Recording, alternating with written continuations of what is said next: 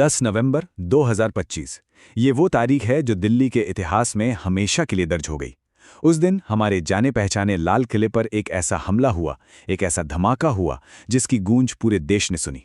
आज हम उसी शाम की घटनाओं को फिर से देखेंगे, सुरागों को एक एक करके जोड़ेंगे और ये समझने की कोशिश करेंगे कि उस जांच में आखिर ऐसा क्या सामने आया जिसने एक बहुत बड़ी साजिश का पर्दाफाश कर दिया। दिल्ली में सूरज ढल रहा था और शहर अपनी रोज की रफ्तार से चल रहा था। हवा में वही आम दिनों वाली चहल पहल थी, लेकिन चांदनी चौक के पास शाम का वो सुकून एक जोरदार धमाके से टूटने वाला था। एक ऐसा धमाका जो कई जिंदगियों को हमेशा के लिए बदलने वाला था। तो चलिए उन कुछ अहम मिनटों पर नजर डालते हैं। शाम के 6:45 एक मामूली सी Hyundai i20 कार लाल किले की पार्किंग से निकलती है। ठीक 7 मिनट बाद 6:52 पर वही कार मेट्रो गेट नंबर 1 के पास एक रेड लाइट पर खड़ी होती है और एक भयानक धमाके का सेंटर बन जाती है।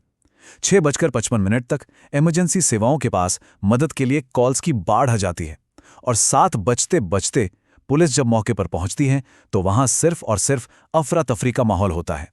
सिर्फ 15 मिनट के अंदर सब कुछ बदल चुका था। ऐसी आवाज हमने पहले कभी नहीं सुनी। ये शब्द वहां मौजूद एक दुकानदार के हैं और इन शब्दों से उस शाम के खौफ और दहशत का अंदाजा लगाया जा सकता है। ये सिर्फ एक शोर नहीं था, ये अचानक हुई एक बेरहम हिंसा की आवाज थी जो वहां मौजूद लोगों के जहन में हमेशा के लिए बस गई। इस धमाके की ताकत का अंदाजा लगाना भी मुश्किल था। मलबा 150 मीटर से भी ज्यादा दूर तक जाकर गिरा और पूरा इलाका किसी जंग के मैदान जैसा लग रहा था। धातु के टुकड़े, टूटे हुए कांच, बुझी हुई स्ट्रीट लाइट्स और कई गाड़ियां तो देखते ही देखते आग के गोले में तब्दील हो गईं। हवा में सिर्फ धुआं था और लोगों की चीखें। धमाके के फौरन बाद का जो मंजर था वो वाकई दिल दहला देने वाला था। अब बात करते हैं उस मानवीय कीमत की जो इस हमले में चुकानी पड़ी और सरकारी एजेंसियां कैसे हरकत में आईं। 13 ये सिर्फ एक गिनती नहीं है, ये 13 जिंदगियां थीं। कोई किसी का बेटा था, कोई बेटी, कोई माँ बाप, कोई दोस्त, जिनकी जानें उस शाम बेरहमी से छीन ली गईं।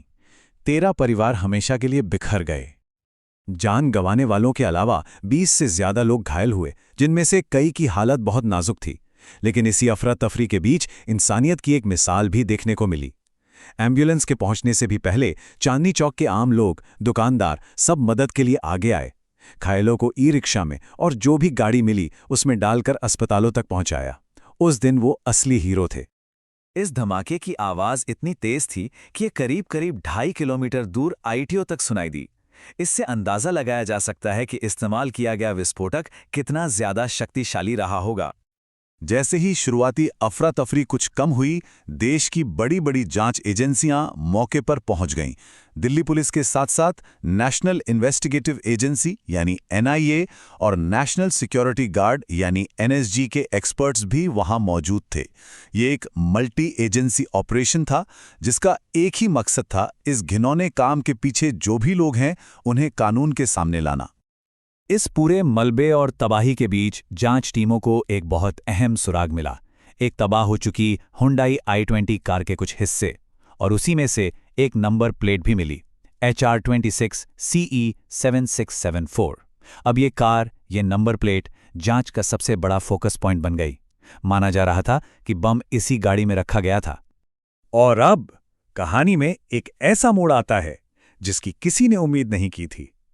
पता चलता है कि पुलिस का एक बिल्कुल अलग ऑपरेशन जो कहीं और चल रहा था, वो सीधे सीधे इस लाल किले के धमाके से जुड़ा हुआ है। ये वाकई एक चौंकाने वाला इत्तेफाक था। जिस दिन दिल्ली में यह धमाका हुआ, ठीक उसी दिन दिल्ली से कुछ ही दूर फरीदाबाद में एक बड़ा एंटी टेरर ऑपरेशन अपने अंजाम तक पहुंच रहा था। लेकिन बहुत जल्द ये साफ हो गया कि ये कोई इत्तेफाक नहीं था। तो हुआ ये कि पूरी कहानी की शुरुआत श्रीनगर से हुई, जहां कुछ आतंकी पोस्टरों की जांच करते करते पुलिस डॉक्टर आदिल तक पहुंची। उससे पूछताछ में एक और नाम सामने आया, डॉक्टर मुजम्मिल का, जो फरीदाबाद में रहता था। जब पुलिस ने फरीदाबाद में उसके सेफ हाउस पर छापा मारा तो उनके होश उड़ गए। लेकिन एक अहम कड़ी, एक तीसरा डॉक्टर उमर नबी, तब तक गायब हो चुका था। 3000 किलोग्राम, जरा इस आंकड़े पर गौर कीजिए।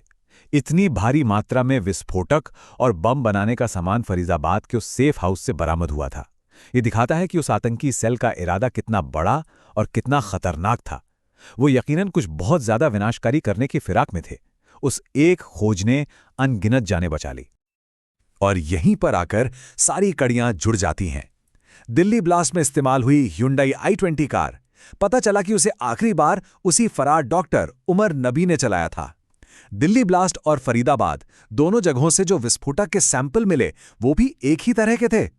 अचानक जांच का फोकस एक शख्स पर आ गया, उमर नबी, जो अब देश का सबसे वांटेड अपराधी बन चुका था। इसी के आधार पर इन्वेस्टिगेटर्स एक थियरी पर पहुंचे जिसे पैनिक ब्लास्ट थियरी कहा गया। उनका मानना है कि जब उमर नबी को पता चला कि उसके साथी पकड़े गए हैं तो वो घबरा गया और सबूत मिटाने की जल्दबाजी में उसने लाल किले के पास ही गाड़ी में धमाका कर दिया। ये जल्दबाजी ही शायद वजह थी कि बॉम्ब ठीक से असेंबल नहीं हो पाया और खुशकिस्मती से उतना नुकसान नहीं कर पाया जितनी उसकी क्षमता थी। इस पूरे मामले ने कई मुश्किल सवाल खड़े कर दिए हैं और साथ ही देश की सुरक्षा व्यवस्था पर इसका बहुत गहरा और लंबा असर पड़ा है। इस हमले के बाद देश की सिक्योरिटी स्ट्रैटेजी में कई बड़े बदलाव किए गए। नेशनल टेरर मॉनिटरिंग के जो प्रोटोकॉल थे उन्हें फिर से रिव्यू किया गया। लाल किले जैसे ऐतिहासिक जगहों की सुरक्षा को बहुत ज़्यादा बढ़ा दिया गया और विस्फोटक सामग्री की खरीदो फरोख्त और ट्रांसपोर्टेशन पर नज़र रखने के लिए नए सिरे से कोशिशें तेज़ की गईं। लेकिन इन सब के बावजूद एक बहुत ही परेशान करने वाला सवाल आज भी कायम है। एक ऐसा सवाल जो हमारी राष्ट्रीय सुरक्षा की नींव पर सवाल उठाता है। आखिर 3000 किलोग्राम हाई ग्रेड विस्फोटक देश की राजधानी के इतने करीब एक सेफ हाउस तक बिना किसी की नज़र में आए पहुंचा कैसे? ये एक ऐसा सवाल है जो हमें लगातार उन खतरों की याद दिलाता है जिनसे हमें निपटना है और ये बताता है कि सतर्क रहने की ये लड़ाई कभी खत्म नहीं होती। Explained simply.